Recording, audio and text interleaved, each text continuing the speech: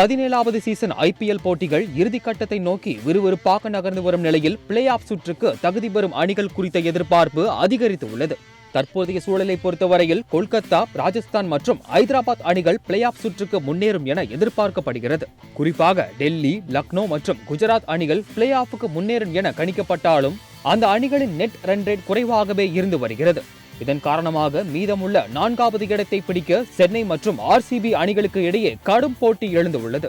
இந்நிலையில் மே 18ஆம் தேதி பெங்களூர் சின்னசாமி மைதானத்தில் வைத்து ஆர்சிபிக்கும் சென்னை சூப்பர் கிங்ஸ் அணிக்கும் நடைபெற உள்ள போட்டியை இருதரப்பு ரசிகர்களும் ஆவலுடன் எதிர்பார்த்து காத்திருக்கின்றனர். குறிப்பாக இந்த போட்டியில் வெற்றி மற்றும் இல்லாமல் சரியான நெட் ரன் ரேட்டை பெறுவதற்கு ஆர்சிபி குறிப்பிட்ட ரன் வித்தியாசத்தில் வெற்றி பெறுவது அவசியமாக உள்ளது.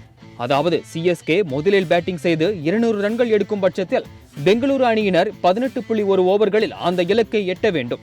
ஆர்சிபி அணி முதலில் பேட்டிங் செய்து 200 ரன்கள் எடுப்பதாக வைத்துக் கொண்டால் சிஎஸ்கே அணியை 18 ரன்கள் வித்தியாசத்தில் வீழ்த்த வேண்டும். அப்படி செய்தால்தான் சிஎஸ்கேவின் நெட் ரன் ரேட்டை பெங்களூரு அணி முந்த முடியும் என்பது குறிப்பிடத்தக்கது.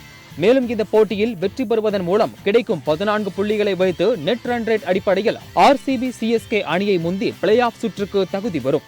பிளே ஆஃப் சுற்றுக்கு முன்னேற ஆர்சிபி ஸ்கோர் செய்ய வேண்டிய ரன் மற்றும் விக்கெட்டுகள் குறித்த தகவல்கள் இணையத்தை ஆக்கிரமித்து வர ஆர்சிபி ரசிகர்கள் மே 18ஆம் தேதியை எதிர்நோக்கி காத்திருக்கின்றனர். பிளே ஆஃப் சுற்றுக்கு முன்னேறி இறுதிப் போட்டியில் சென்னை சூப்பர் கிங்ஸ் 6வது முறையாக கோப்பையை பிடிக்குமா அல்லது ஆர்சிபி முதல் முறையாக கோப்பையை பிடித்து ஈசாலா கப் நமது என சொல்ல வாய்ப்பு கிடைக்குமா என்பதை பொறுத்திருந்துதான் பார்க்க வேண்டும்.